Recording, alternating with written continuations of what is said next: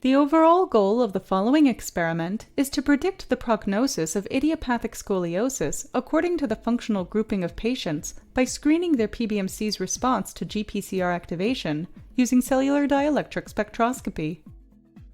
This is achieved by culturing PBMCs in the presence of phytohemagglutinin, or PHA, to expand cell number.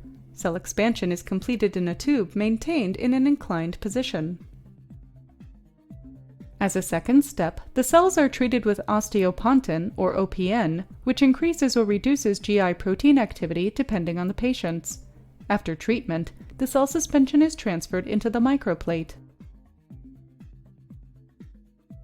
Next, the cells are stimulated with GI or GS GPCR agonists to determine the resulting impedance changes.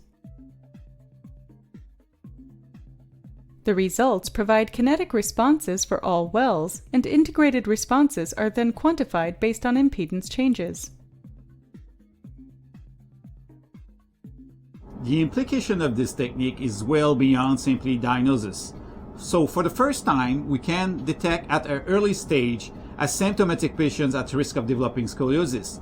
And now, knowing who will develop scoliosis or at what stage they are, we can provide new therapies to treat them.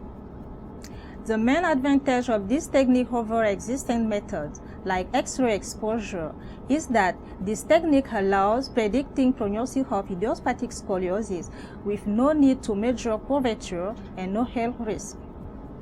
Demonstrating the technique now will be our research assistant, Anita Franco.